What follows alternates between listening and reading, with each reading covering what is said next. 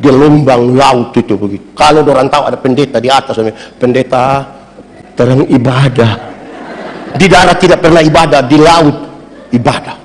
Yang menarik adalah waktu memberi persembahan, apalagi diiringi lagu di tengah ombak dan arus pencoba. Sudah, tidak usah bilang. Itu kami tidak pakai ini tangguh-tangguh persembahan begini, tidak pakai begini, karena memang tidak ada.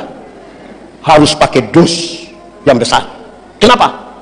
Karena kalau ibadah di laut dengan iringan lagu di tengah ombak, apalagi begini, itu yang bawa dus itu datang, sekali isi begini, semua langsung masuk, tidak lewat otak. Tuhan peluk aku sebentar saja, hangatkan jiwa yang mulai lemah. Bapak Ibu Saudara-saudara, mari kita berdoa untuk pemberitaan firman Tuhan. Mari berdoa. Ya Tuhan, tibalah saatnya kami akan membaca dan merenungkan firman Tuhan. Tapi siapa kami ini Tuhan? Kami orang berdosa. Sungguh tidak mungkin bagi kami untuk mengerti firman-Mu, kecuali kalau Tuhan menolong kami. Oleh kuat kuasa Roh Kudus-Mu kami mohon, hari ini kami dimampukan. Bukan saja untuk mendengar dan mengerti firman-Mu, tapi lebih dari itu kami dimampukan menjadi pelaku-pelaku firman Tuhan. Berkati hamba-Mu yang akan menyampaikan firman. Berkati semua orang yang memberi hidupnya untuk pemberitaan firman hari ini. Jauhkan semua pencobaan, baik di dalam kami, baik di sekitar kami. Biar di dalam damai-Mu kami belajar firman Tuhan. Kami rindu pada firman. Berfirmanlah bagi kami Tuhan. Di dalam nama Yesus, firman yang hidup itu kami berdoa. Amin. Jemaat Tuhan, marilah berdiri untuk mendengar firman Tuhan yang dibacakan dari kitab Efesus pasal 4 ayat 15 sampai ayat yang ke-16. Kita buka bersama-sama Efesus pasal 4 ayat 15 sampai ayat 16. Kita membacanya bersama-sama. 1, 2, 3.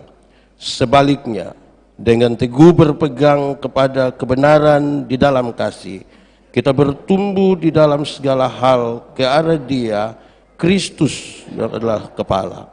Dari Dialah seluruh tubuh yang rapi tersusun dan diikat menjadi satu oleh semua sendi yang menopangnya, menerima pertumbuhannya sesuai dengan kadar pekerjaan tiap-tiap anggota dan membangun dirinya dalam kasih. Demikian firman Tuhan. Berbahagia setiap orang yang mendengar firman Tuhan dan yang melakukannya. Haleluya. Silakan duduk semuanya. Bapak Ibu Saudara-saudara, shalom. Selamat malam. Ada sukacita. Kita merayakan ulang tahun Sinode GPB dan Jemaat Immanuel yang ke-77 itu sudah banyak atau masih sedikit? Sudah tua atau masih muda? Sudah dewasa atau masih anak-anak? Cukup di 77 atau mau tambah lagi? Mau tambah sampai berapa itu? Di awal saya mau kasih tahu kita bahwa dewasa itu ada 3. Ada berapa? 1, dewasa biologis. Sama-sama 1, 2, 3. Kasih tahu teman di sebelah. 3, 2, 1. Dewasa biologis itu 10 tahun lalu kita berat badan hanya 37. Sekarang 73. Itu dewasa dulu.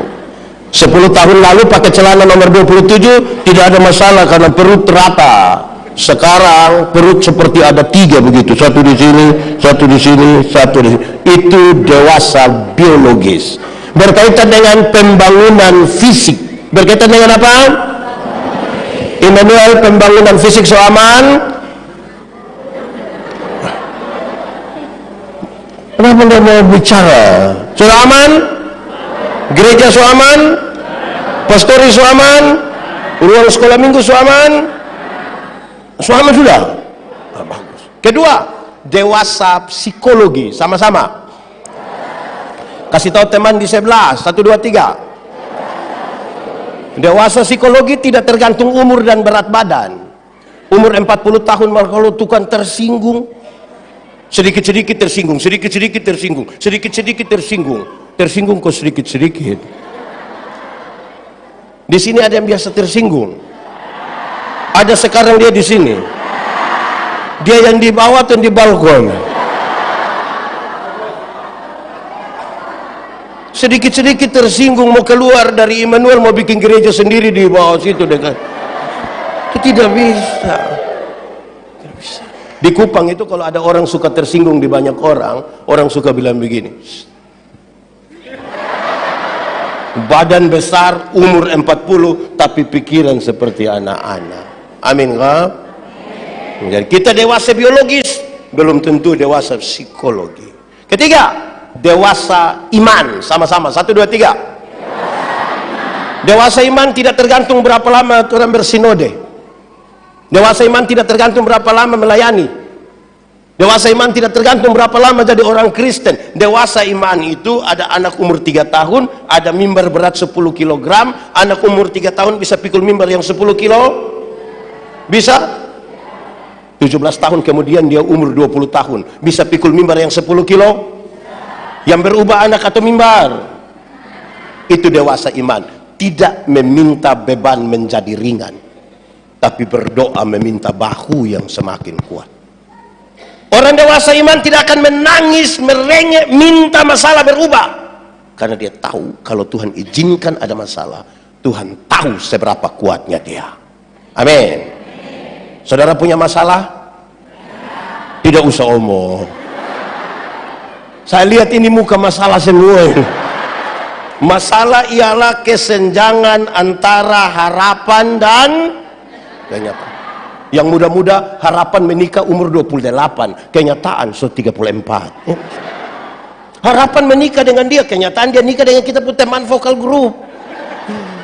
Menyakitkan, tapi masalah bukan masalah. Cara menangani masalah orang-orang dewasa iman itu berbeda. Iman bertumbuh di tengah-tengah pergumulan bermasalah. Amin. Karena itu hampir-hampir orang dewasa iman tidak meminta orang lain berubah. Tapi siapa berubah? Diri sendiri. Kadang-kadang kita terlalu sibuk merubah orang lain sampai lupa rubah diri sendiri. Ada begitu di Immanuel. Dia paham apa itu ya? Terlalu sibuk untuk orang lain, lupa. Banyak orang terlalu pakai waktu untuk menilai keburukan orang lain sampai kehilangan waktu menilai diri sendiri. Padahal teorinya jelas, Alkitab bilang mau rubah ini dunia mulai dari perubahan mana? Setan di luar itu gampang kita atur, tapi setan di dalam kita itu sulit kita atur. Dia atur kita sendiri itu. Nah, lalu tema kita hari ini baca sama-sama 1, 2, 3. Ulang. Bersama dalam panggilan, berkarya dalam. Subtemanya 1, 2, 3. Membangun cinta dan kasih dengan sesama sebagai wujud persatuan. Paulus meninggalkan jemaat di Efesus, padahal jemaat itu jemaat yang kecil, tidak punya kekuatan politik yang besar, tidak punya kekuatan sosial yang bisa mempengaruhi banyak orang. Paulus meninggalkan jemaat padahal Paulus tahu bahwa dunia adalah medan pertempuran. Sama-sama 1, 2, 3. Dunia adalah medan. Karena dunia medan pertempuran, maka semua orang akan berhadapan dengan pertempuran. Baik orang kaya maupun orang, baik orang dewasa maupun, baik orang beriman maupun orang, baik yang cantik maupun yang, semua. Paulus mendefinisikan musuh ada 2. Musuh ada berapa? 1, musuh yang kelihatan. Yang kedua, musuh yang tidak kelihatan. Kalau musuhnya kelihatan, kelihatan mungkin agak gampang karena musuhnya kelihatan. Di situ kalau kita lihat dia pegang pistol tinggal, pegang parang tinggal, pegang batu tinggal, tidak pegang apa-apa tinggal. Itu kalau musuhnya kelihatan. Lalu bagaimana kalau musuhnya tidak kelihatan? Covid itu kelihatan atau tidak? Iri hati itu kelihatan atau tidak? Apa? Paulus meninggalkan jemaat. Paulus kemana? Masuk penjara. Sama-sama 1, 2, 3. Karena pencuri, bunuh orang, merampok. Lalu kenapa Paulus masuk penjara?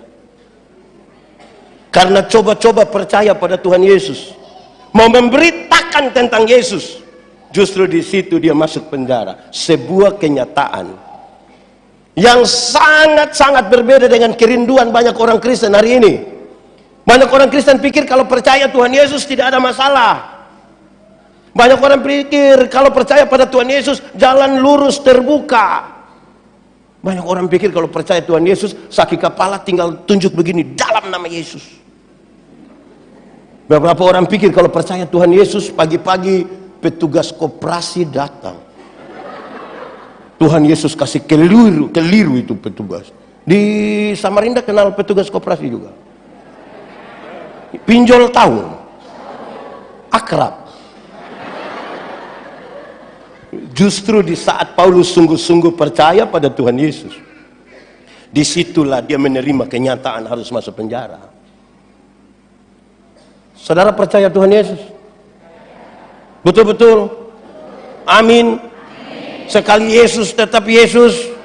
Yes. So siap masuk penjara. Ini mulai ragu ini, mulai. Ulang, percaya Yesus? Yes. Mantap. Siap masuk penjara. Saya tanda yang bilang siap itu. Lalu bagaimana sekarang berhadapan dengan persoalan-persoalan ini? Berkaitan dengan pembacaan kita hari ini dan tema ini, Paulus menasihatkan apapun keadaannya, dalam situasi yang baik atau tidak baik, saudara harus tetap berpegang pada kebenaran. Berpegang pada apa? Kasih tahu teman di sebelah 1, 2, 3. Ada dua kata dalam bahasa Indonesia, benar dan betul. Benar dan betul sama atau beda? Beda atau sama? Sama atau beda? Beda atau sama? Sama atau beda? Sama. Benar bisa berarti betul, betul bisa berarti, tapi dua kata yang sama ini sama-sama diberi awalan apa? Awalan K, akhiran an. Akan jadi benar, akan jadi kebenaran. Betul akan jadi? Masih sama artinya? Beda. Kebenaran arti lain, kebetulan arti lain. Sekarang saya mau tanya, hari ini kita ikut ibadah penyegaran iman di sini, kebenaran atau kebetulan?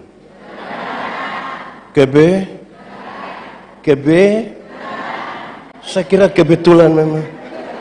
Pak Pendeta, saya datang sini, saya senang sekali Pak Pendeta. Pak Ketua, saya senang. Jemaat Immanuel ini rajin-rajin gereja semua. Oh, luar biasa. Luar biasa. Baru jam 4 so ada yang datang. Wah. Pak Pendeta, tiap minggu begini Pak Pendeta. Tapi ini kebenaran. Kalau masih hidup sehingga saat ini, kebenaran atau kebetulan? Kalau masih hidup hingga hari ini, kebenaran atau kebetulan? Kalau Yesus menebus dan menyelamatkan saya dan saudara, kebenaran atau kebetulan? Tentang Tuhan itu kebenaran. Saya geser sedikit. Kalau kita kulit hitam, kebenaran atau kebetulan?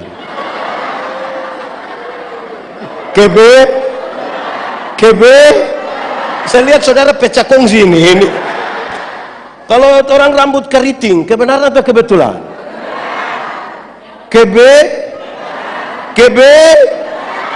Kalau punya istri cerewet sekali, kebenaran atau kebetulan?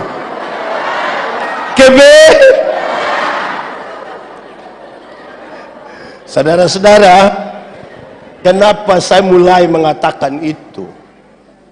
Kenapa saya mau mengatakan itu?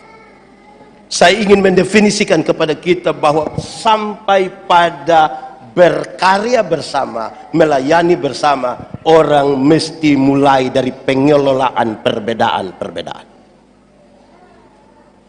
Siapa tidak mencintai perbedaan tidak pantas hidup di dunia. Tidak pantas. Kenapa? Fakta kosmis menunjukkan bahwa segala sesuatu itu berbeda. Ada atas, ada kanan, ada panas, ada hitam, ada laki-laki, ada. Itu beda atau tidak? Beda. Pendeta Yandi pernah kasih nikah satu pasang nikah, yang laki-laki umur 64 tahun, yang perempuan umur 20 tahun. Ngeri itu. Saya tahu bahwa jemaat yang datang itu mereka bicara tentang perbedaan usia yang signifikan itu. Bedanya berapa? 44 tahun. Waktu khotbah saya bilang begini, dalam sebuah pernikahan beda usia tidak penting. Yang lebih penting adalah mereka harus beda jenis kelamin. Itu lebih penting itu. Untuk apa sama-sama umur 30 tahun tapi laki-laki semua? Mau pikir apa? Dunia ini sekarang menuju itu. Ada laki-laki gagah-gagah, badan bagus-bagus, pacarnya laki-laki juga. Kita pusing. Beda. Tuhan berdoa supaya mereka menjadi satu. Bukan supaya mereka menjadi seragam, bukan 100. Supaya mereka menjadi, bukan supaya mereka menjadi seragam. Menjadi satu dan menjadi seragam itu dua hal yang beda. Menjadi seragam, satu baju putih semua baju, satu bilang do semua bilang, satu pakai hitam semua, itu menjadi seragam. Menjadi satu, pengelolaan perbedaan-perbedaan. Dimulai dari penerimaan atas diri sendiri. Saya Timur, ada yang Ambon, ada Manado, ada Surabaya, ada Jakarta. Yang tidak apa-apa. Tidak usah saling melecehkan. Tidak usah. Dulu Tuhan mau cipta saya, Tuhan tidak tanya, Yandi, yuk, mau Timur atau Eropa? Dia tidak tanya, langsung jadi. Betul atau tidak? Tidak usah saling menghina. Hari ini kalau orang-orang Indonesia bagian barat merasa lebih baik dari Indonesia Timur, minta maaf, Anda bermasalah dengan hidupmu. Kan kita tidak pernah meminta. Bagaimana membangun persekutuan, panggilan bersama kalau masih bicara soal Manadonya, Bataknya, Timur? Tidak bisa. Boleh berjumpa dengan siapapun, tapi identitas diri tidak bisa kita rubah. Kristen tetap Kristen, Timur tetap Timur. Bayangkan kalau saya ini, pendeta Yandi ini, berteman dengan orang-orang Tionghoa. Tidak apa-apa kan? Yang menjadi apa-apa kalau saya minta dipanggil Koko Yandi. Ya itu gak kalah. Timur yang tetap Timur saja. Tidak usah. Tidak usah. Tidak usah. Penerimaan. Ini serius. Kan kita mau menuju kepada apa yang diucapkan Paulus dalam catatan ini. Banyak orang merasa tinggal dalam kebenaran, padahal belum tentu. Belum tentu. Kenapa? Kebenaran dalam Alkitab punya 3 dimensi. Berapa dimensi? 3 kalau pakai bahasa Indonesia? 3. Pakai bahasa Inggris baru? Pakai bahasa Dayak? Atur saja. Kebenaran dalam Alkitab itu punya 3 dimensi. Pertama, legal. Sama-sama 1, 2, 3. Legalitas. Ikut aturan. Semua bentuk pelanggaran terhadap aturan Tuhan tidak mau. Legalitas yang dibangun di atas pulihnya hubungan manusia berdosa ini dengan Tuhan. Kenapa? Jemaat di Efesus itu jemaat kecil. Yang ikut aturan saja dorang cari ini manusia dorang pun salah. Apalagi kalau langgar aturan. Sehingga dia bilang, kalau kita baca sampai pasal 6, dia bilang, pakailah ikat pinggang yang namanya kebenaran, supaya engkau dapat bergerak dengan bebas. Ikut aturan. Di sini ada yang suka langgar-langgar aturan? Ada di sini. Pakai baju warna? Contoh. Di Immanuel ada katekisasi?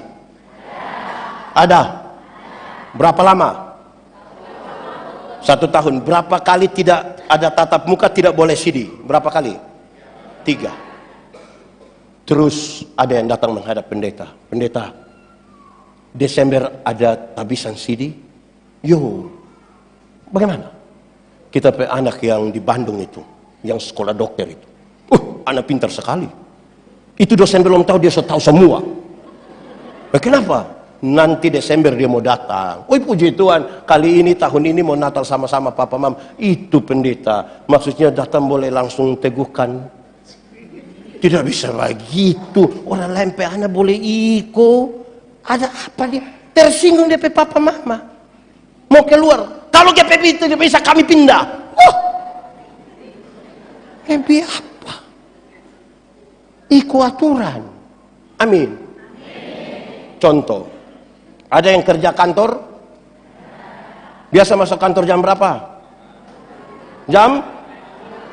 Taruh ya jam 8. Masuk kantor jam 8, dia pergi setengah 8. Ini ikut aturan atau tidak? Ikut. Itu cara jalannya mantap. Halo, salam semua, apa kabar? Selamat pagi. Itu kalau masuk jam setengah 8. Bayangkan kalau masuk jam 8, dia pergi setengah 12. Bisa jalan, halo, bisa begitu. Cara jalannya saja sudah mencuriga.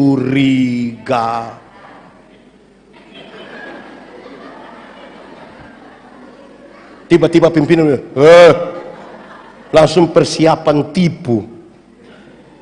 Saudara-saudara, di rumah ada aturan atau tidak? Di pasar ada aturan atau tidak? Di jalan ada aturan atau tidak? Di kantor ada aturan atau tidak? Lalu di gereja mau bebas-bebas. Banyak jemaat tidak mau diatur. Di sini ada yang tidak mau diatur. Ada sekarang. Coba tunjuk. Ini mau panggil banyak orang. Bayangkan manusia begini banyak di Immanuel, masing-masing mau atur diri sendiri. Bagaimana? Kebenaran itu legal, ikut aturan, taat, bahkan taat sampai mati. Orang tanya saya, pendeta Yandi, biasa minum kopi? Ya, kopi hitam, pahit. 1 hari berapa kali? Pagi 1, sore 1. Di rumah. Kalau di luar rumah, lebih dong. Lalu kenapa di rumah hanya 2 kali? Ada istri. Pendeta takut istri? Tidak. Hargai istri. Hargai bagaimana pendeta. Iya, kalau kita bilang, tambah kopi 1, cukup. Tadi 2, cukup. Itu pendeta takut, bukan takut, hargai.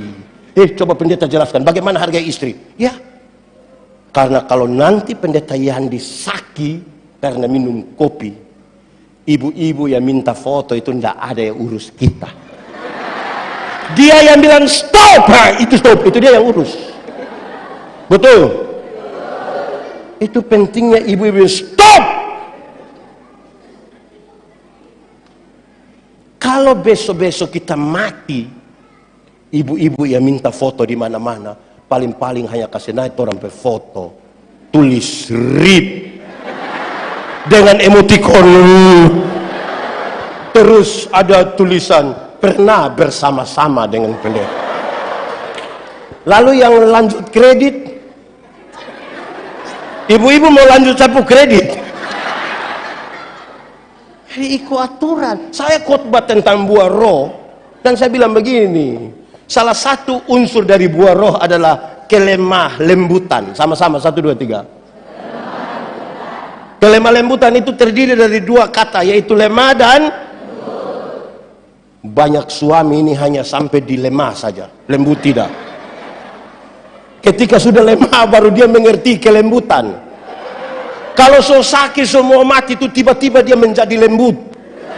Dia bilang pada istrinya, "Mama, tolong, Tuhan Yesus, Mbak." Itu kalau ada lemah. Tapi kalau masih kuat-kuat, istri bilang, "Papa, berhenti John, nggak usah lagi minum, nggak usah pitaman malam-malam." Paling-paling mati. Ada yang DP suami begitu? Jujur, kita sama-sama punya, kita mau doakan. Saudara-saudara, karena itu legalitas mesti ikut aturan. Apapun mesti ikut aturan. Pada saat bayangkan urus banyak orang ini, panggilan bersama-sama dan tidak mau ikut aturan. Gereja di sini jam berapa? 6, 9. Kita ambil jam 9 misalnya. Ada keputusan, misalnya gereja hanya satu kali, jam 9. Waktu ambil keputusan jam 9, kan masih ada dialog, diskusi kan di rapat. Separuh bilang jam 5, separuh bilang jam 10, separuh bilang jam 4. Lalu suara terbanyak memutuskan jam 9. Waktu orang bergereja jam 9, bukan soal siapa kalah, siapa menang. Ini soal tanggung jawab. Saudara datang ikut gereja jam 9 bukan karena soal kalah menang, tanggung jawab. Atau siapa di antara kita yang orang datang jam 9, silakan Anda jam 9, kita akan datang sendiri jam 1. Kita akan menyanyi sendiri, konsistori sendiri, khotbah sendiri. Lama-lama gila dia. Legalitas itu tanggung jawab. Setelah sekarang kan warna hijau kan, saudara diminta pakai warna hijau. Saudara diminta pakai warna hijau bukan karena selera, tapi apa? Tanggung jawab. Ini jemaat banyak tidak mau tanggung jawab. Ada begitu di Immanuel, yang hanya mau datang ikut ibadah. Saya ibadah, saya lain, saya tanggung jawab. Tanggung jawab itu kelasnya di atas dari kewajiban. Orang kalau hanya menjalankan kewajiban, dia bilang pokoknya yang penting, pokoknya yang penting. Tanggung jawab kelas di atas itu. Saya melayani di Pulau Sabu, pulau bagian selatan NTT. Saya ketemu seorang kostor yang dia punya istri 1, anak 5. Biasa mereka sadap enau untuk dapat air gula. Naik jam 2 subuh, turun jam 7 pagi. Saya tanya dia, "Ama, iris itu tuak susah atau tidak?" Dia bilang, "Susah pendeta." Coba jelaskan susahnya. Naik jam 2, turun jam 7. Karena pohon banyak. Nggak bisa kita naik satu pohon, turun kembali itu pohon, pindah lagi ke pohon sebelah. Buang waktu, buang tenaga. Jadi, orang sambung dia daun begini. Langkah ikut tahun. Resiko bisa jatuh. Mayangnya terlalu keras, pisaunya tajam sekali, kadang-kadang melukai. Terus saya tanya dia di hadapan istri anaknya, saya bilang, "So tahu kerja susah begitu, siapa suruh Anda mau kerja?" Dia lihat pada istri dan 5 anaknya, dia bilang begini, Terus dia bilang, "Nanti dorang makan apa?" Itu pernyataan membuat saya mengerti. Dia naik tuak jam 2, turun jam 7, resiko jatuh atau terluka. Dia melakukan itu bukan sekedar kewajiban, tapi apa? Tanggung jawab. Di Immanuel ini lebih banyak tanggung jawab atau kewajiban? Kan mau bekerja bersama-sama. Tanggung jawab atau kewajiban? Itu pertanyaan penting.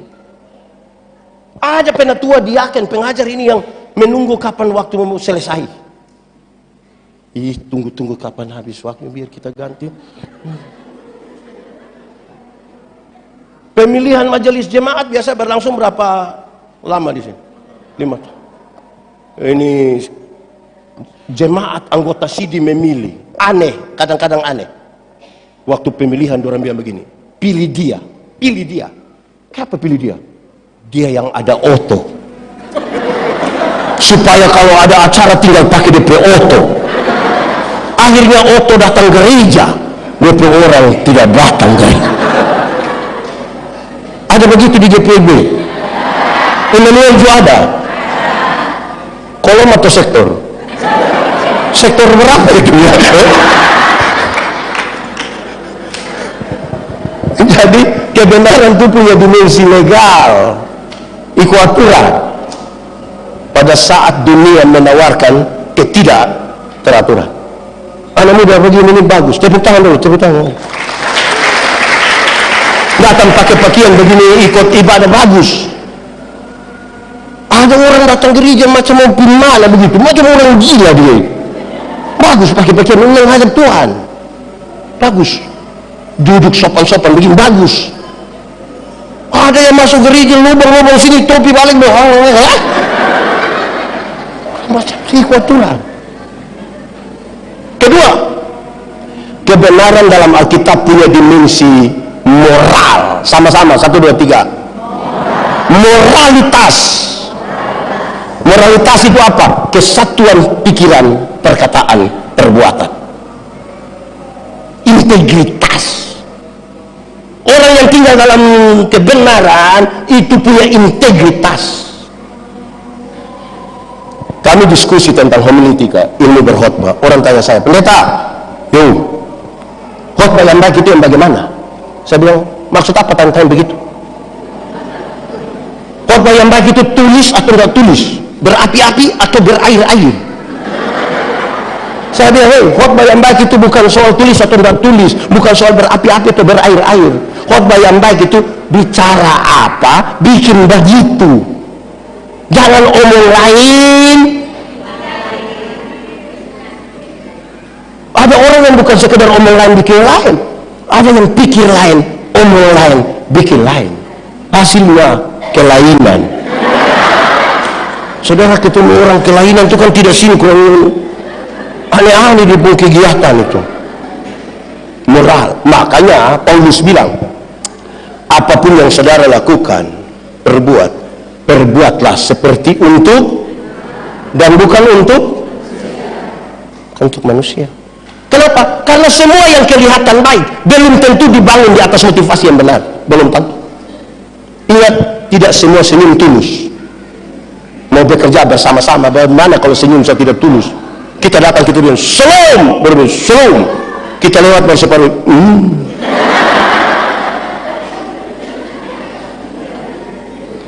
betul?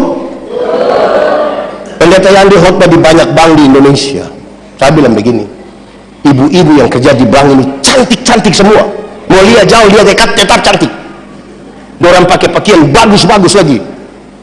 Kerja di ruangan tertata rapi lagi, ber-AC lagi. Kita pergi bank macam nggak mau pulang, macam mau lihat terus dari belakang. Kita baru naik tangga terakhir dengan santun sekali dengan bilang begini, selamat siang, ada yang bisa kami bantu? Terus saya tanya, ibu-ibu, siapa di antara ibu-ibu yang bangun pagi lihat suami pas bangun terus dia bilang selamat pagi, ada yang bisa kami bantu?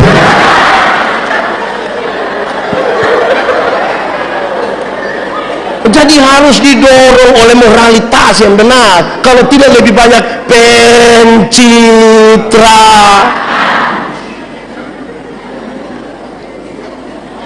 Di Immanuel ada ibadah, habis ibadah ada jabat tangan di pintu.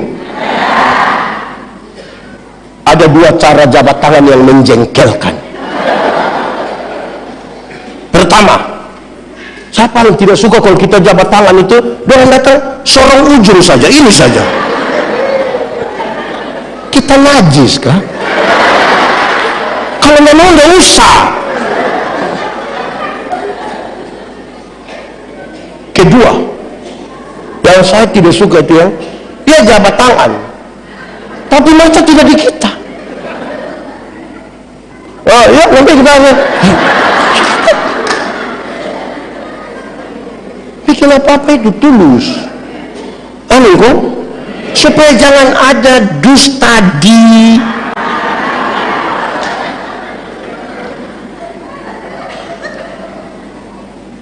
kadang-kadang kita penuh dusta karena tidak digerakkan dari sini. Ada saudara-saudara tahu, ada yang kadang-kadang karena mau dapat tugas baca Alkitab dia datang sengaja terlambat. Hati sebenarnya tidak mau. Saya kita mau pelayanan, bagaimana kalau hati tidak tulus? Amin, ha? Hati mesti tulus. Kasih persembahan juga tulus. Saudara pernah parkir, bayar uang parkir? Pernah? Saudara kasih kepada tukang parkir saja, saudara lipat baik-baik itu uang kasih. Masa kasih persembahan kepada Tuhan ramas-ramas begini? Sampai Patimura pepedal hampir patah gara-gara orang begini-begini.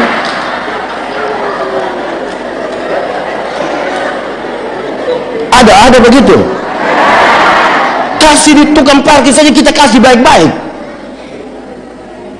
Masa kasih Tuhan kita kasih sembarang saja? Kasih baik-baik, isi di amplop atau ya taruh baik-baik, doakan. Saudara butuh doa baik-baik baru kasih. Saya pernah alami, saudara. Saya turun pesawat langsung pimpin ibadah. Pendeta-pendeta yang sambut pendeta Yandi ini nggak bisa singgah lagi di hotel. Ini togas, ada pendeta pakai langsung pimpin. Oke, habis ibadah kami duduk minum kopi, saya kasih masuk tangan begini, ada kertas, uang apa ini? Ini duit persembahan ini. Lalu yang tadi kita isi apa? Saya pikir-pikir isi apa, baru saya tahu tadi yang saya isi itu boarding pass. Ada tulis nama lengkap, memalukan. Memberi pun mesti tulus. Amin toh? Saudara, musim timur, angin timur itu di NTT cukup berat. Kalau kita kan NTT itu provinsi kepulauan. Ikut laut pakai kapal feri, bayangkan di gelombang laut itu begitu. Kalau orang tahu ada pendeta di atas, pendeta terlalu ibadah. Di darat tidak pernah ibadah, di laut ibadah. Yang menarik adalah waktu memberi persembahan. Apalagi diiringi lagu di tengah ombak dan arus pencoba.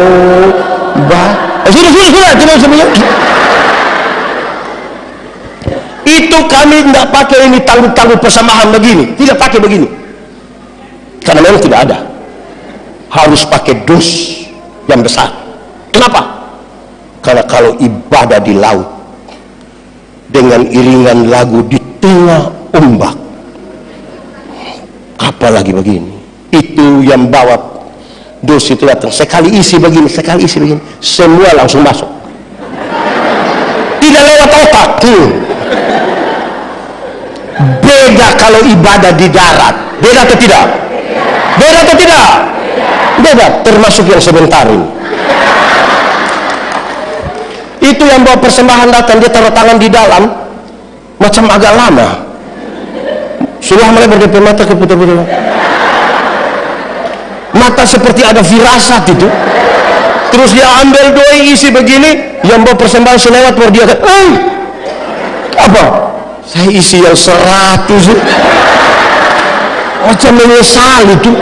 Saudara pernah mengalami penyesalan itu? Akhirnya banyak ibu-ibu suka singgah di kios kan? Pernah singgah di kios? Bikin apa di kios itu? Tukar kasih besaran. Jadi saudara, memberi kalau tidak tulus itu yang duit kecil, duit besar itu sama. Ada orang tua, saya tidak bicara soal nominalnya, saya bicara tentang sikap. Ada orang dia kasih persembahan, dia lipat dia jari begini. Kita bilang, Bapak, kenapa sampai tangan begitu? Dia bilang, pendeta, kalau tangan kanan memberi, tangan kiri nggak boleh tahu. Terus saya bilang, tapi pendeta tahu.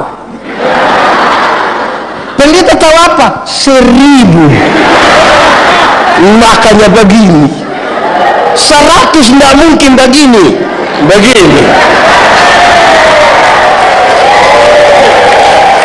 Sebegini lagi sengaja batu-batu. Jadi ini soal tulus. Memilih kebenaran itu punya dimensi moral. Doa itu tutup mata, betul? Apakah semua yang tutup mata berdoa? Itu. Tuhan melihat hati. Amin toh? Bikin apa-apa itu tulus. Supaya kita jangan hidup dalam pura-pura. Kalau tidak banyak yang pura-pura. Ada jengkel tapi senyum, damai di hati. Mesti bikin betul-betul tulus. Amin toh? Ada teori bilang begini. Laki-laki itu melihat perempuan, tapi perempuan melihat perempuan. Laki-laki, suami-suami, bapak-bapak ini kalau duduk sama-sama, tiba-tiba seorang perempuan cantik masuk, serempak dorong pun kepala akan begini. Tapi kalau istri ada di sebelah dan lihat begitu akan membawa masalah, perempuan cantik itu masuk, dia berkepala tetap saja. Hanya mata yang pindah. Tapi ibu-ibu melihat ibu-ibu. Ibu-ibu ini kalau duduk sama-sama, ada seorang laki-laki ganteng masuk, orang biasa-biasa saja, tidak histeris. Kalau ada yang reaktif, kecil dipergerakan. Jangan coba-coba yang masuk itu ibu-ibu. Tas agak besar, sepatu agak tinggi, rok agak pendek. Itu lihat ibu-ibu pesiku dan bibir. Di gereja, untuk kasih tahu teman di sebelah dia pakai siku begini. Yang di sebelah lihat dia pakai bibir. Kadang-kadang 3, 1, 2. Di Immanuel ada. Dia majelis atau jemaat? Majelis jemaat. Ini bersama dalam panggilan dan berkarya. Nanti kita jelaskan lagi, kasih. Ini khotbah masih panjang. Bukan mau pendek. Mau bikin apa-apa tulus. Main musik tulus. Saya suka inanan dong. Begini, ada di banyak tempat. Tugas selesai, keluar di luar. Merokok, main HP, segala macam. Bagus, begini terus. Itu sampai mati begini, bagus.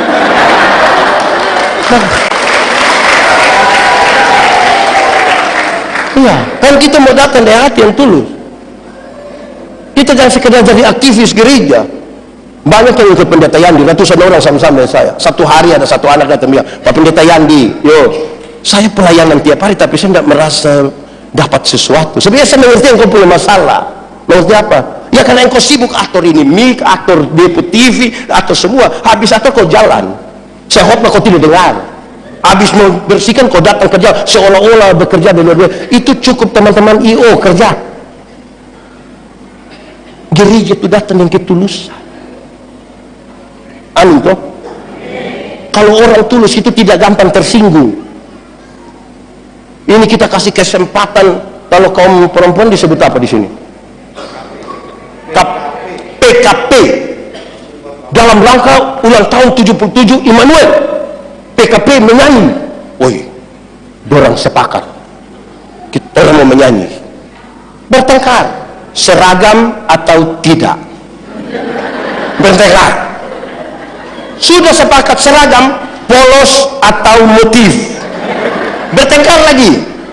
Sudah gabung saja polos dan motif. Bertengkar lagi. Motifnya begini atau begini. Lama-lama satu tersinggung. Sudah, kita terus. Pernah terjadi di PKP begitu. Itu ibu ada di sini sekarang. Tidak terjadi.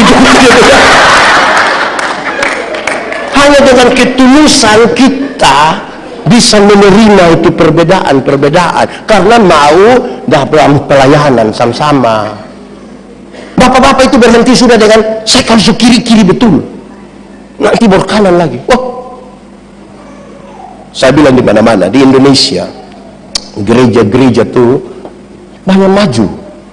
Salah satu bentuknya adalah sudah ada vokal grup kaum bapak. Di sini juga ada? Tepuk tangan.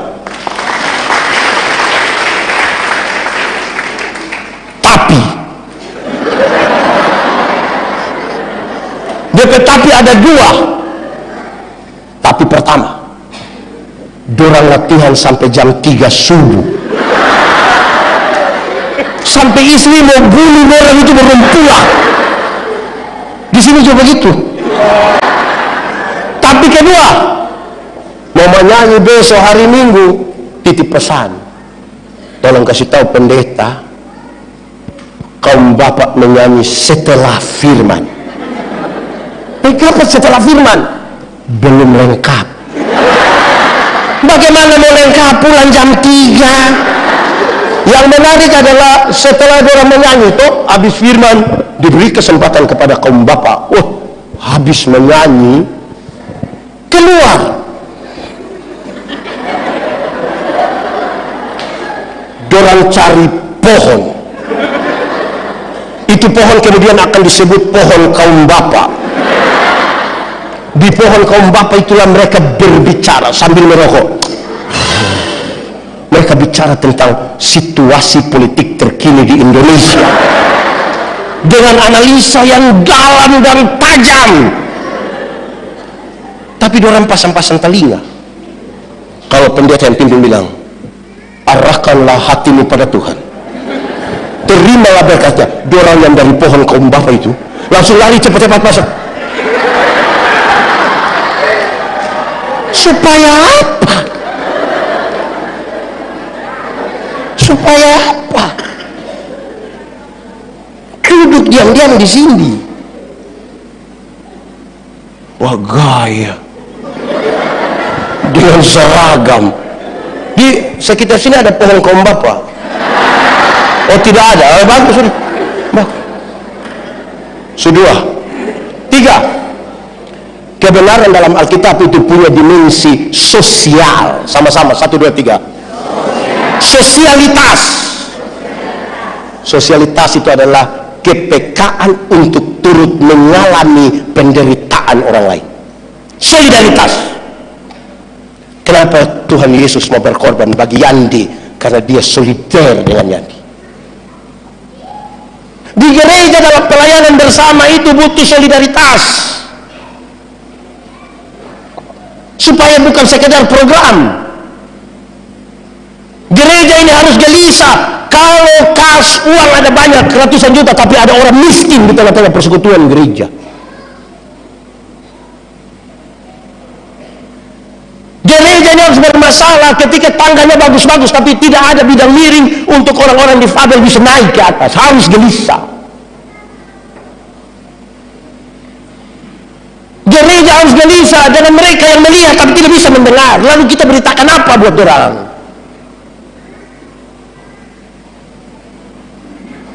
Langsung marah.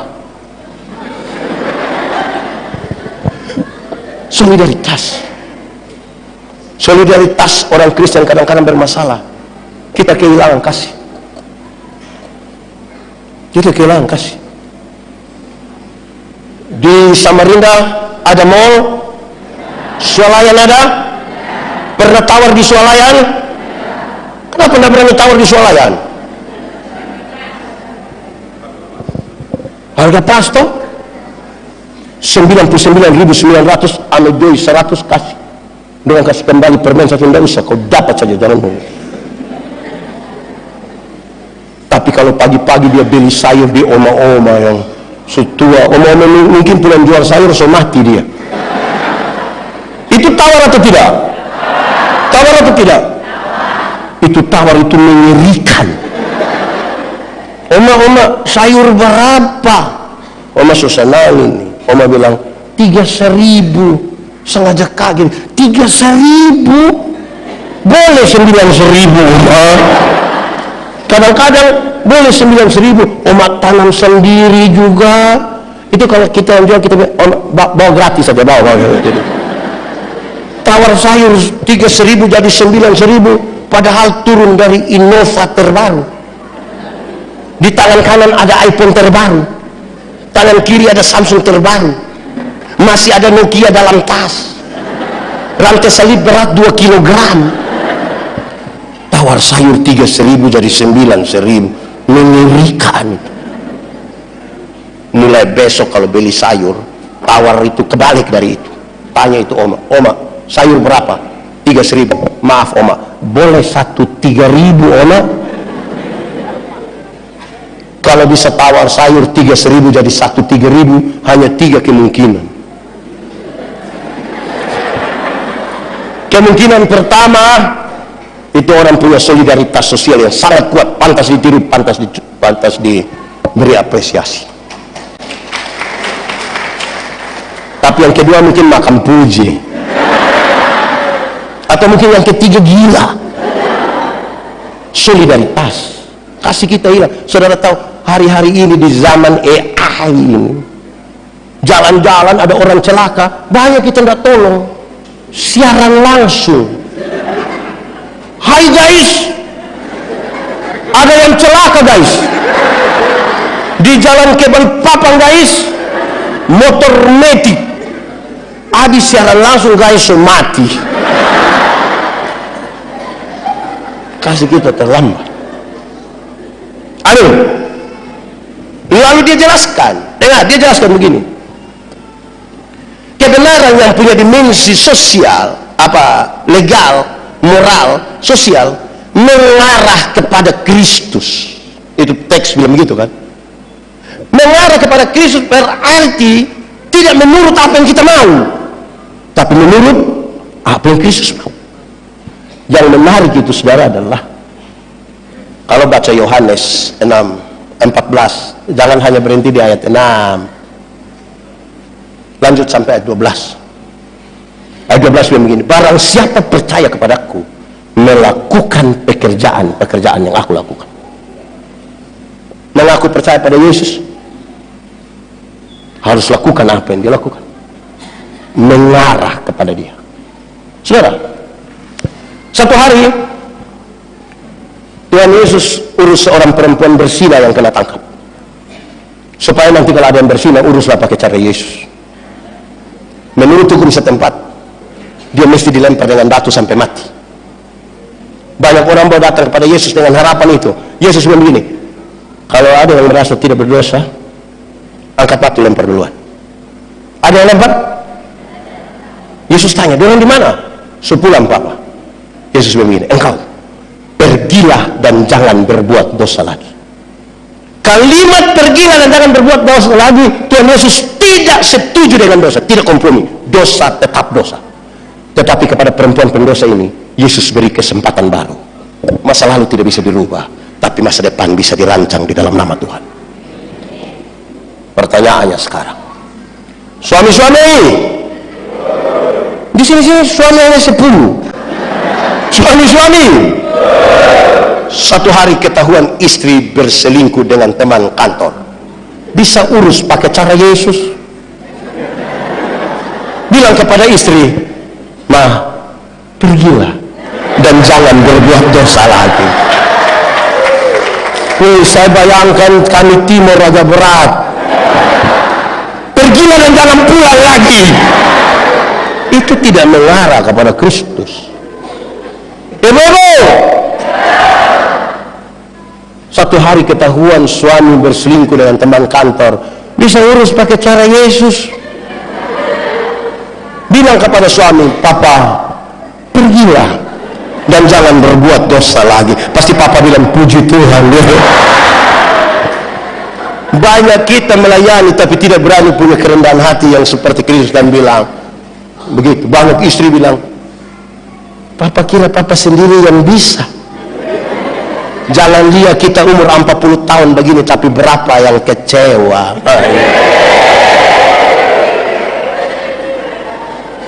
Untuk mengarah kepada Kristus. Sama-sama, 1, 2, 3. Kasih tau kawan di sebelah, 3, 2, 1. Jadi bikin apa-apa, tanya apa yang Yesus bilang, apa yang Yesus bikin.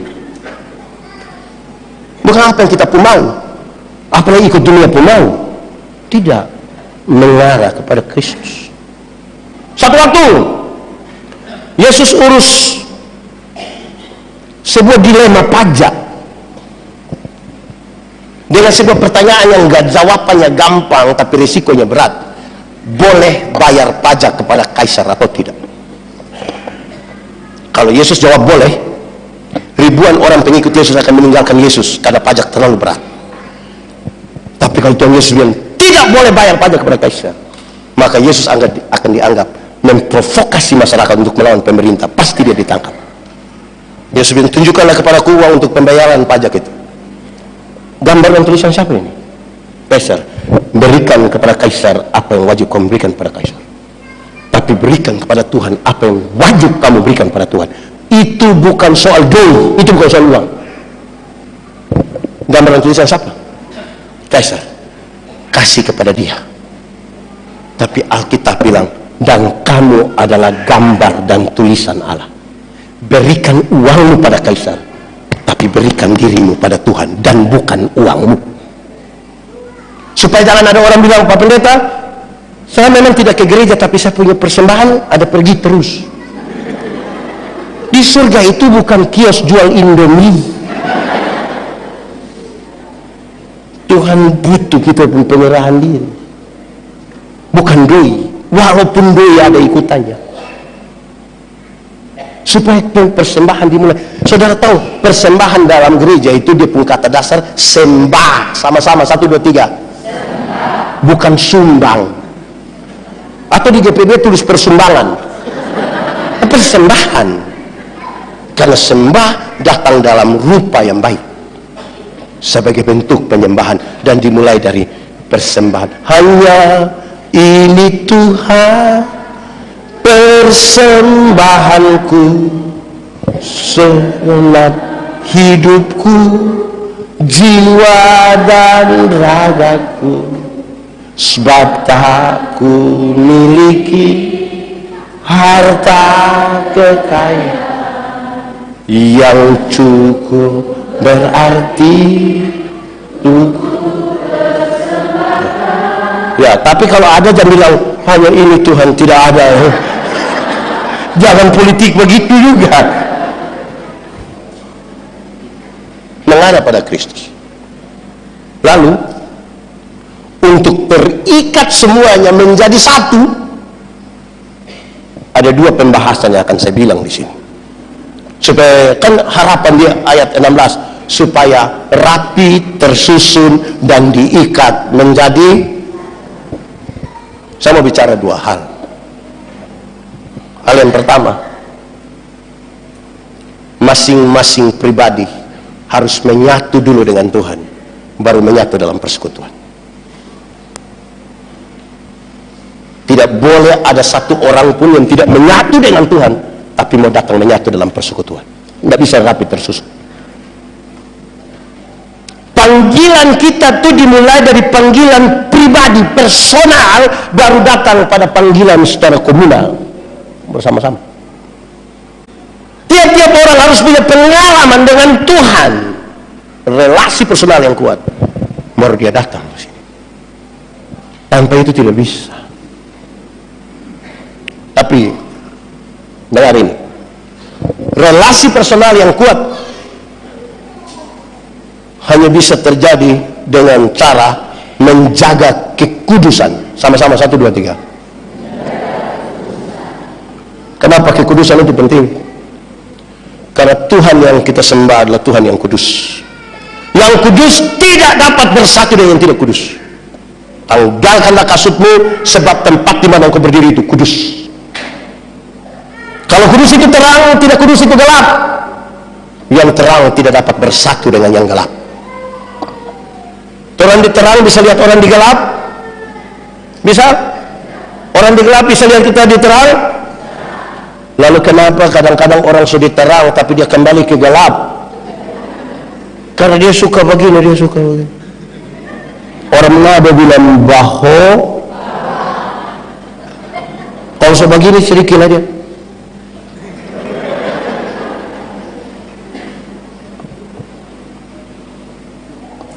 Saudara, ada orang tanya saya, Pak Pendeta Yandi, saya pun teman itu tidak menjaga kekudusan, tapi pelayanannya kok banyak sekali, Pendeta.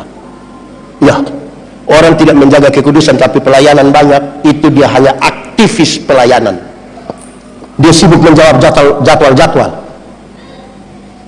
Dia menjadi pelayan pekerjaan, bukan pelayan Tuhan. Dia hanya menjadi calo. Pendeta Yandi berkhotbah setiap hari.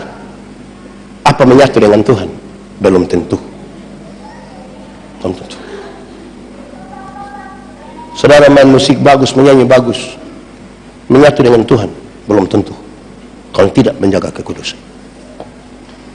Majelis jemaat, penentu diaken, melayani tiap hari, menyatu dengan Tuhan, belum tentu kalau tidak menjaga kekudusan. Saudara mungkin hadir pada semua ibadah, bahkan saudara disebut maha hadir. Semua ibadah dia masuk, PKLU masuk, anak juga ikut, pemuda dia masuk, menyatu dengan Tuhan, belum tentu kalau tidak menjaga kekudusan. Kalau mau rapi, terikat, tersusun, mesti menjaga kekudusan. Saudara, mari bantu Om Pendeta dong. Mari sini saya, mari. Minta tolong. Mari sini saya. Nama siapa? Rian. Rian. Ini anggap saja, tidak usah bapel lah, anggap saja ini tangan orang, ini tangan Tuhan, dan ini tangan orang berdosa. Ini anggap saja, tidak usah ini tangan Tuhan, ini tangan orang berdosa. Lantas kita orang yang berdosa ini mau pegang tangan Tuhan, kuat, tambah kuat, lebih kuat, ini paling kuat. Sekarang kita tanya Rian, kuat, pegang sekuat ini Rian bisa bertahan berapa lama? Kita mau tanya, 1 detik bisa? Bisa. 1 menit bisa? Bisa. 1 jam bisa? Belum tentu. 1 hari bisa? Enggak. 17 tahun bisa? Enggak. Makin kuat Rian pegang, makin cepat dia lepaskan. Lalu bagaimana sekarang? Dia harus merelakan dirinya, membiarkan tangan Tuhan pegang, supaya waktu di mana dia sebagai manusia, kita sebagai manusia, jari-jari kita seperti mau terlepas, tangan Tuhan tidak melepaskan kita. Terima kasih. Aku tahu kan hari esok, namunlah kaku bukan suryaku harapkan, karena surya akan lenyap. Oh tiada ku, main saja tidak apa-apa, akan masa menjelang, ku berjalan serta Yesus, maka hatiku tenang. Banyak hal tak ku fahami dalam masa menjelang, tapi tak bagiku ini tangan Tuhan yang banyak hal dalam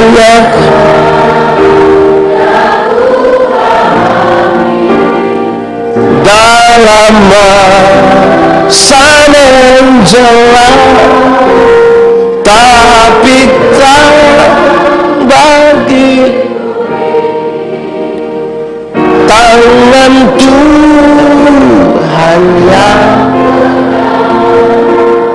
Kalau mau rapi tersusun, mesti jaga kekudusan. Kedua, kasih. Sama-sama 1, 2, 3. Hukum Taurat itu ada 10. Ada berapa? Dari 10 dijabarkan menjadi 613 pasal. Dari 613 pasal masih ada ribuan peraturan hidup setiap hari. Dari ribuan itu Tuhan Yesus simpulkan dia tinggal 2 kalimat, mengasihi Tuhan dan mengasihi. Dari 2 kalimat itu Tuhan simpulkan tinggal 1 kata, yaitu K-A-S-I, K-A-S-I, kasih, kasih, kasih, kasih, kasih, kasih, kasih.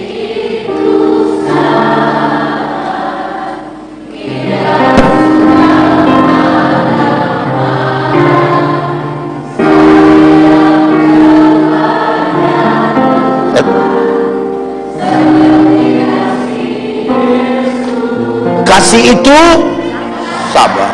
Tidak suka. Di sini ada yang suka marah-marah. Dia pakai baju merah.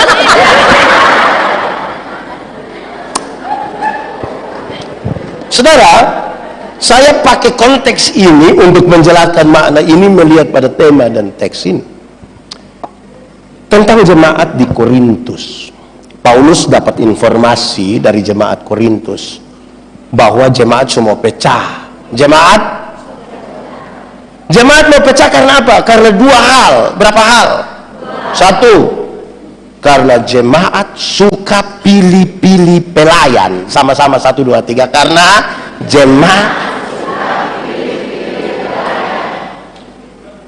jemaat yang begini, pelayan yang baik itu harus seperti Paulus. Karena Paulus itu satu kali berkhotbah 2.000, 3.000 orang bertobat. Yang lain tidak. Pelayan yang baik itu harus seperti Apolos. Karena Apolos itu seorang pengkhotbah, khotbah 5-6 jam, orang tidak mengantuk. Itu dulu baru pelayan. Paulus dan Apolos tidak tahu. Tapi jemaat sementara mengelompokkan diri, seolah-olah ada golongan Paulus, seolah-olah ada golongan Apolos. Ini bikin kacau persekutuan. Immanuel berapa pendeta? Berapa? Jemaat aman. Kenapa suara hilang? Jemaat hari-hari ini nih agak aneh. Karena beribadah mencari kepuasan dan bukan mencari kemuliaan. Kalau orang baca warta jemaat atau warta mimbar? Kalau baca warta jemaat, yang pimpin ibadah hari Minggu besok adalah pendeta. Berusaha menghindar dari itu nama. Di Immanuel pernah terjadi begitu. Itu orang ada di sini, itu orang. Mau rapi tersusun bagaimana kalau pilih-pilih pendeta? Di Gemit itu kalau ada jemaat suka dengan pendeta, menghadap sinode. Sinode, jangan kasih pindah dulu orang pendeta. Kenapa? Kami sementara membangun. Oh, dia kepala tukang.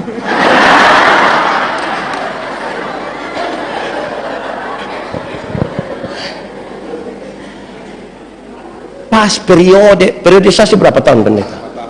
5 tahun. Pindah. Tahan-tahan apa? Pindah. Sebab kalau nanti dorang tidak suka, dorang akan ambil kamar. Aduh lagi.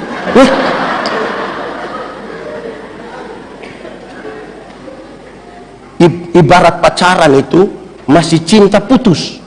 Supaya pakai menangis.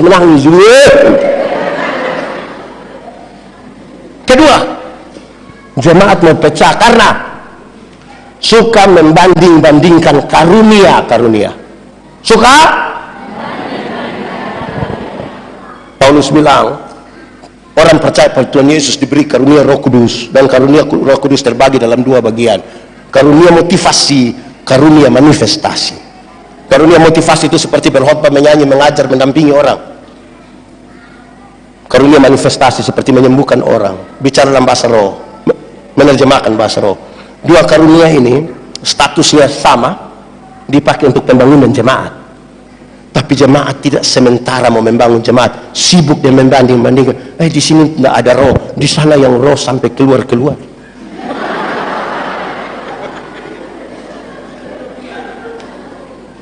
Ini bikin kacau ini.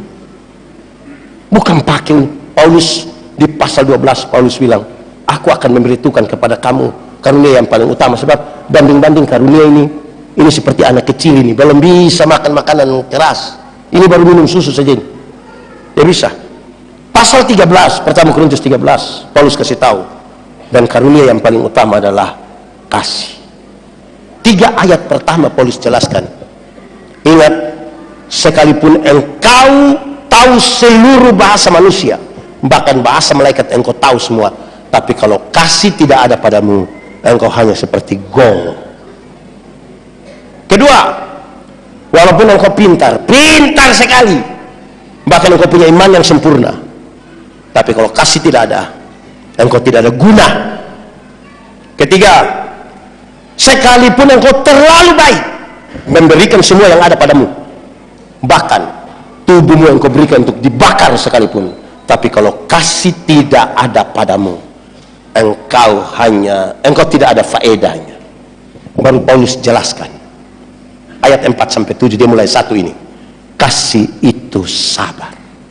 Sama-sama 1, 2, 3. Sabar. Karena urus orang banyak ini harus sabar. Tidak bisa paksa kehendak, harus. Dalam Alkitab, sabar tidak berurusan dengan menunggu waktu selesai. Kapan mau pulang? Ini pernyataan beberapa, tidak. Sabar dalam Alkitab berkaitan dengan 2 hal. 1, sabar terhadap situasi. Sama-sama 1, 2, 3. Ada situasi tertentu dalam bergereja yang kita tidak suka, seperti mau lari sudah dari gereja. Tapi firman Tuhan bilang apa? Sabar. Ada sakit penderitaan yang kita tidak mau jalani, kanker bertahun-tahun ini, sampai kita sudah, Tuhan kalau perlu Tuhan ambil kita pun hidup daripada buat kita sengsara begini. Firman Tuhan bilang apa? Sabar. Ada tanggung jawab pelayanan yang kita tidak mau jalani lagi, menunggu kapan waktu habis biar kita selesai. Firman Tuhan bilang apa? Sabar. Ada pendeta satu, kepala botak, khotbah terlalu lama, orang supaya malas dengar, mau keluar ke pohon PKB. Tapi firman Tuhan bilang sabar.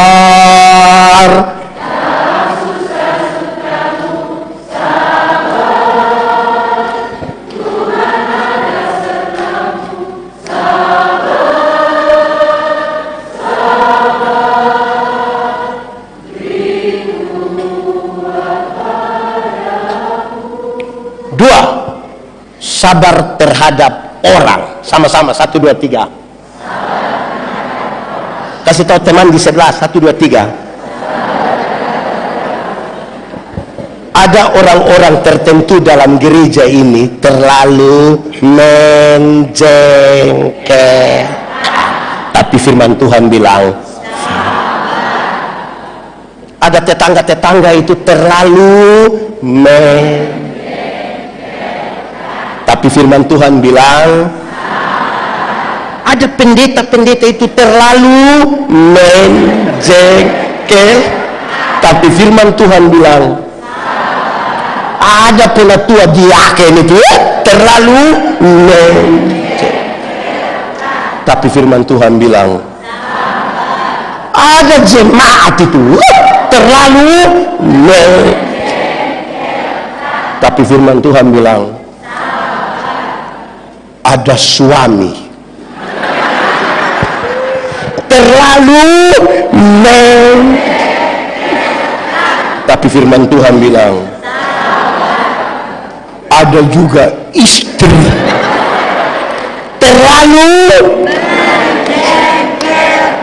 tapi firman Tuhan bilang ada mama mantu terlalu. Tapi firman Tuhan bilang ada orang duduk di kita punya sebelah kiri atau sebelah kanan sekarang ini terlalu tapi firman Tuhan bilang kalau rapi tersusun toh diikamen. Kalau tidak sabar mau bagaimana? Mau janji latihan saja, ada yang datang hari Senin, Rabu tidak datang, pas mau tampil baru dia datang. Tapi firman Tuhan bilang ada anggota paduan suara itu dia pun suara melengking, tapi firman Tuhan bilang kalau ada urus orang banyak. Ada yang kita pelayanan dia tidak ada, pas makan tiba-tiba dia sampai sangat tapi firman Tuhan bilang ada vikaris itu terlalu tapi firman Tuhan bilang apa? Sekarang hafal, ikut yang pendeta bilang kasih ialah ngomong ulang. Kasih ialah kebaikan, tidak terpatahkan oleh apapun, tidak akan berubah menjadi kebencian. Ulang-ulang. Kasih ialah kebaikan, tidak terpatahkan oleh apapun, tidak akan berubah menjadi kebencian. Rujukannya begini, karena begitu besar kasih Allah akan dunia ini. Apakah Tuhan Allah mengasihi dunia? Apakah dunia mengasihi Tuhan? Apakah karena dunia tidak mengasihi Tuhan, Tuhan berhenti mengasihi dunia? Apakah kemudian Tuhan membenci dunia? Saudara lihat sekarang, kasih tidak terpatahkan. Sama-sama 1, 2, 3. Supaya jangan ada orang bilang begini, Pak Ketua, saya terlalu hargai Pak Ketua, tapi ketika saya lihat Pak Ketua punya sifat asli begini, maaf, itu bukan kasih, ego. Immanuel ini lebih banyak kasih atau egois?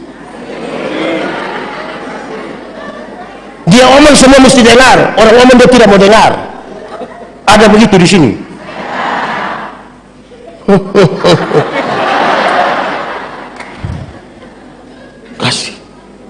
Kasih tidak terpatahkan. Yang bisa mengkonfirmasi ini, saya bicara di mana ini, saudara sudah dengar, tapi saya ingin bicara menegaskannya. Yang bisa mengkonfirmasi tentang kasih yang tidak terpatahkan ini adalah ibu-ibu. Siapa? Ibu-ibu. Melahirkan itu sakit atau tidak? Terlalu sakit. Mau melahirkan normal atau abnormal tetap sakit. Sesar itu abnormal, ibu. Waktu ibu-ibu sakit melahirkan, suami saja tidak bantu. Ibu sakit di ruang bersalin, kami suami hanya dari luar taruh tangan di kepala bilang, Yesus bayang. Saya bilang Yesus lagi, dia bayangkan, ini anak muka mau ikut siapa ini? Anak-anak kamu dengar, waktu kamu lahir itu, kamu hanya tahu menangis. Orang tua kalau sudah dengar kamu menangis, orang pikir lapar, basah, atau mungkin sakit apa. Anak-anak punya jam tidur, orang tua punya jam bangun. Orang tua punya jam tidur, anak-anak punya jam bangun. Banyak orang tua tidak tidur karena anak-anak mereka. Jam 3 subuh masih ada orang tua gendong-gendong dia anak begini. Betul? Dalam keadaan sempoyongan karena tidak bisa tidur, jam 3 pagi masih begini. Seringkali ibu-ibu dipaksa lagi menjadi penyanyi. Makanya seringkali ibu-ibu punya lagu tidak bisa dipertanggungjawabkan. Kalau tidak bobo, padahal justru kalau anak bobo itu baru nyamuk gigit. Kalau anak ada lari-lari nyamuk mana mau tapi itu dengar, waktu kamu lahir kamu nggak bisa bicara, betul? Atau sampai anak yang lahir dia lahir langsung yes, nggak bisa bicara. Orang tua ajar kamu bicara satu-satu suku kata, pa. Sudah usia begini sudah lancar bicara, ada suka bicara dengan orang tua? Lebih suka bicara dengan, sekarang lihat, nggak tahu bicara, orang tua ajar bicara, selancar bicara, lebih suka bicara dengan teman daripada dengan orang tua. Pertanyaan terakhir, kenapa mau kasih makan ini manusia-manusia ini? Kenapa? Sama-sama 1, 2, 3. Kasih tidak terpatahkan. Waktu kamu baru lahir, kamu nggak bisa jalan, jangan marah dulu. Mau kasih tahu kamu punya kebaikan. Waktu kamu lahir kamu tidak bisa jalan. Atau sampai anak lahir dia lahir langsung menari macam tadi begini. Orang tua ajar kamu jalan, pegang di tangan, baru bilang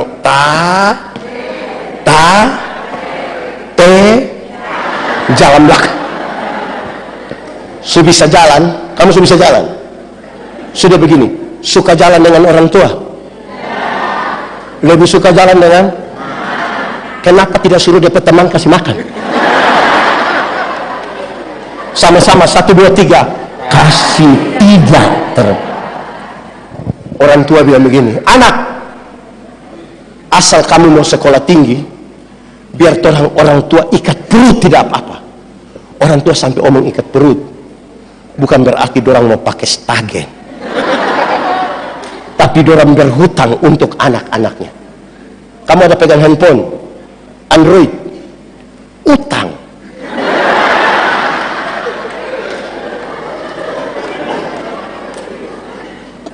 Ada yang anak-anak ke gereja, ke sekolah bawa motor, utang. Atau orang Samarinda beli motor cash untuk anak-anak. Dengar, orang tua bisa tidak makan untuk kamu, seumur hidupnya dipersembahkan bagi kamu. Tapi ketika dong lanjut usia, sakit, berapa banyak anak yang mau urus orang tuanya. Orang tua melahirkan kamu banyak-banyak, tidak pernah titip di mana-mana. Tapi anak-anak banyak-banyak yang sukses di Samarinda bisa titip orang tua di panti jompo. Ingat, yang titip atau rencana titip, batalkan segera. Karena hari ini kita titip dorang, besok-besok dong akan titip kembali orang. Amin toh? Hidup hanya berulang. Apa yang kita lakukan, apa yang kamu kehendaki orang perbuat kepadamu, perbuatlah itu kepadamu. Ingat, saya mau kasih tahu, waktu kamu pilek, orang tua tidak pernah pakai tisu. Betul? Waktu kamu buang air besar, tidak pernah orang tua pakai sarung tangan, pakai tangan. Hari ini dorang di kursi roda, hari ini dorang ada di tempat tidur karena so tua dan sakit. Berapa anak kandung urus? Ada berapa anak kandung urus? Vikaris, berapa saudara? 4. Berapa saudara? Berapa saudara? Berapa saudara? Berapa saudara? Berapa saudara? Orang tua bisa melahirkan kamu 4, 2, 3, 3, 2. Tapi kamu 4 yang sukses, belum tentu urus satu ibu yang melahirkan kamu, belum tentu. Kasih yang tidak berimbang. Apa harapan terbesar dari orang tua? Berkumpul kembali dengan orang-orang yang dicintai. Kamu bisa online 8 jam per hari, tapi belum tentu telepon orang tua 5 menit untuk tanya kabar. Dunia kok seperti tidak adil soal kasih. Karena itu hanya orang tua, ibu-ibu yang bisa mengkonfirmasi kasih yang tidak terpatahkan. Saya meminta saudara renungkan, kalau hari ini orang tua yang mati itu hidup kembali, atau ini pertemuan terakhir dengan orang yang kau kasih, apa yang akan kamu bilang pada mereka? Besok dan mati, mau ngomong apa? Kalau hari ini kita berjumpa terakhir, mau ngomong apa? Kita menyanyi lagu ini, izin lagu dunia biar kita menyanyi. Kasih ibu ke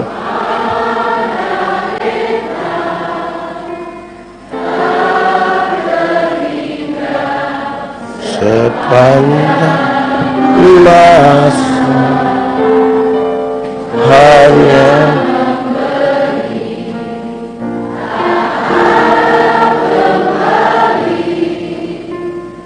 bagai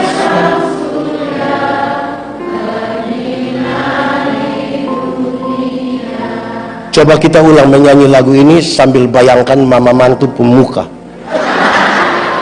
Kasih kepada siapa? Mau sampai kapan?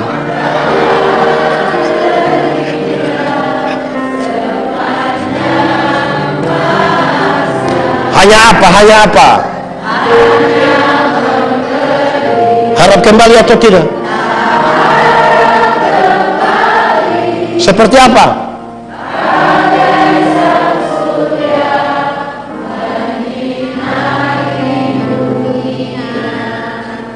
begini baru sengaja CD. Kasih itu begitu. Makanya orang tua kalau dia marah dia anak, tapi karena kasih tidak terpatahkan, dia bilang nanti ngoni sukawe mau ngoni rasa sendiri. Ya kan? Karena hanya kasih yang bisa buat kita bertahan, kasih yang buat kita rindu, kasih yang buat kita mau cari tahu dia mau, kasih yang membuat kita mengenal dia, kasih yang membuat kita mau baku dapat terus. Hanya kasih. Jadi yang pemalas gereja itu tidak ada kasih, karena dia tidak mau baku dapat pada orang lain.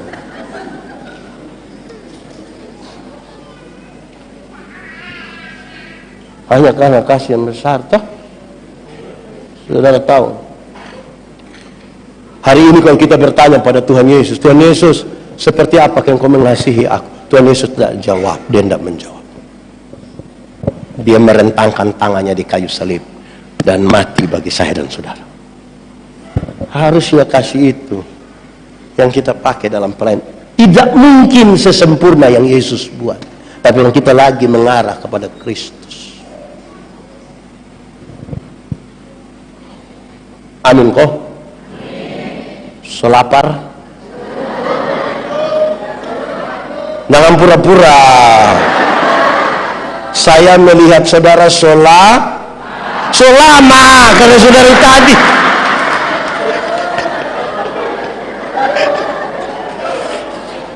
Saudara, kita punya karunia tuh beda-beda toh. Tuhan berjumpa dengan pendeta Yandi beda, Tuhan berjumpa dengan vikaris, Tuhan berjumpa dengan pemuda beda-beda. Supaya perjumpaan yang berbeda itu membuat orang waktu ketemu, ternyata Tuhan itu luar biasa. Berbagilah cerita dalam kebersamaan itu, saling mendengar, saling menguatkan, saling menolong, saling mendoakan, menjauhkan segala macam iri hati, biar kita bisa menyatakan sebuah tubuh Kristus. Saya tutup khotbah ini. Ada satu acara besar, saudara dengan ini, tapi saya mau cerita ulang. Di satu acara besar ada, pas saya mau khotbah ada orang bangun kasih kesaksian, ibu kasih kesaksian, dia bilang satu waktu antara tidur atau tidak tidur begitu, malaikat bawa dia ke surga. Wih, surga itu bagus sekali. Saya pikir betul. Jalan-jalan di surga yang bagus itu, tiba-tiba dia coba lihat satu ruangan di pojok. Ruangan yang bagus itu terdiri dari mulut-mulut. Mulut semua. Dia tanya malaikat, apa itu hanya mulut-mulut? Terus malaikat jawab dia, oh itu mulutnya pendeta-pendeta. Kenapa mulut pendeta? Pendeta itu khotbah bagus, jadi dia mulut masuk surga, kaki tangan ada di neraka. Tersinggung itu. Pas giliran mau khotbah, saya bilang, ibu, orang dua selesaikan yang tadi. Kita tuh. Ibu tahu pisau? Dia bilang tahu. Coba ibu ambil pisau, coba potong ibu pejari kalingking, luka dan darah keluar. Coba ibu bilang, rasa kau bisa? Dia bilang tidak bisa. Nah itu Alkitab bilang, mata karena dia mata, dia tidak lebih penting dari telinga. Karena orang satu tubuh, kepalanya Kristus. Tangan tidak lebih penting dari kaki. Siapa yang malam-malam perut sakit mau ke WC, kaki bilang perut, pergi sendiri jauh gitu. Harus bisa semua. Bahkan Alkitab bilang, kalau tangan terluka, mata menangis. Dan kalau mata menangis, tangan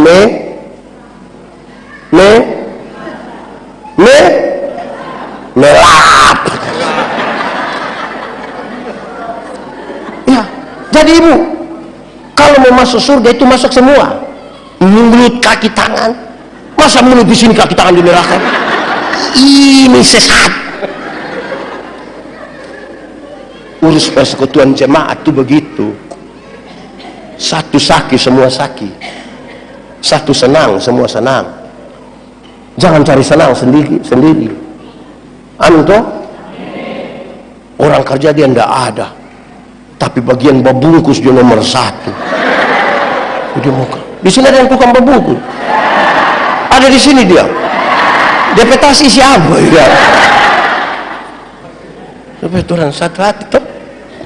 Tuhan memberkati kita. Mari tunduk kepala semua di hadapan Tuhan. Firman Tuhan berkata, kalau kamu dengar suaranya, jangan keraskan hatimu. Minta Roh Kudus lembutkan setiap hati yang keras. Nikmati 1-2 menit bersama-sama dengan Tuhan. Dan dengan jujur katakan satu kalimat kepada Tuhan. Jujur. Ingat, manusia itu orang tipu, tapi Tuhan tidak bisa kita tipu. Dia lihat sampai ke kedalaman jiwa. Bahkan untuk hal-hal yang tidak pernah kita ungkapkan sekalipun, katakan sesuatu pada Tuhan.